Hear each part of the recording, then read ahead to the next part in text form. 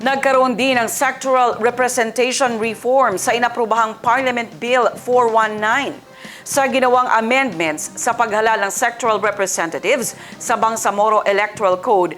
Magpapatuloy ang paghalal ng Non-Moro Indigenous Peoples o NMIPs sa pamamagitan ng Sectoral Assembly. Maliban sa NMIPs, magiging synchronized naman sa parliamentary elections at gagamit ng automated election system ang paghalal sa iba pang sectoral representatives. Sa ilalim ng inaprobahang BTA Bill 419, nire-revoke at kinakansela nito ang naunang inisyu na certifications para sa sectoral organizations at sectoral wings ng political parties. Ang News Now sa report. Binibigyang linaw sa ginawang amendments ng Bangsamoro Electoral Code sa ilalim ng inaprubuhang PB No. 419 para sa first parliamentary elections na mananatili ang paghalal sa representative ng Non-Moro Indigenous Peoples o NMIPs sa pamamagitan ng Sectoral Assembly.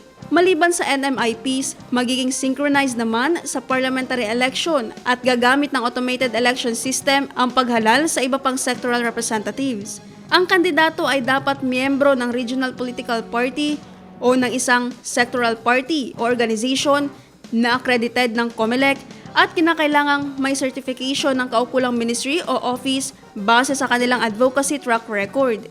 Sa ilalim ng inaprobahang BTA Bill 419, nire-revoke at kinakansela nito ang naunang inisyu na certificates para sa sectoral organizations at sectoral wings ng political parties.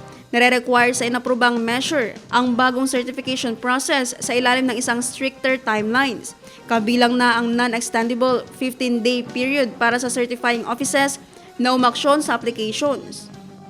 The Philippine Constitution in the Bill of Rights says the right of the people, including those employed in the public and private sectors, to form unions, associations, or societies for purposes not contrary to law shall not be abridged.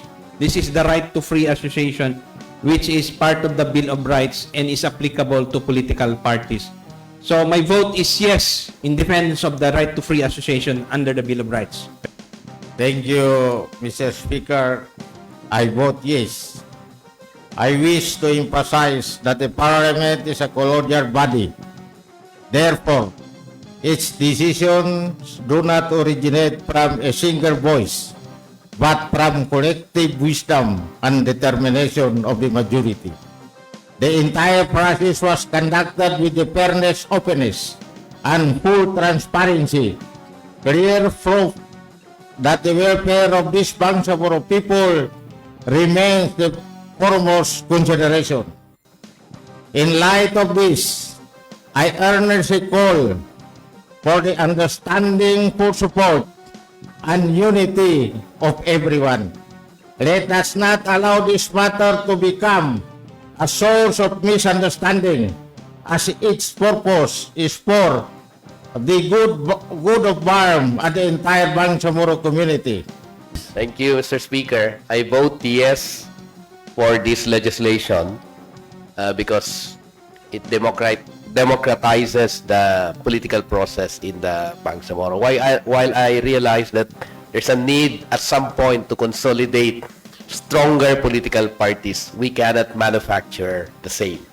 We will have to start with democratization and allow the natural evolution of different political parties into probably 3-4 mature, strong political parties. But at this stage, the right thing to do is to allow everyone to participate in the parliament. For these reasons, I vote yes, Mr. Speaker. Principal authors ng inaprobahang bill, sina Members of Parliament Rasol Mitmog Jr., Amer Zacaria Rakim, Ali Rakim Monder, Bainta ng Patuan, Amenodin Sumagayan, Marop Candao, Ibrahim Ibay, Zulfikar Ali Bayam, Abdul Basit Benito, Rashdi Adyong at Ishak Mastura. Co-authors sina MPs Hatimil Hasan, Romeo Sema, Mosber Alaudin, Susana Anayatin, Ahmad Abbas, Said Sheikh at Bayleng Mantawil. Naftali Velarde, iMinds, Philippines.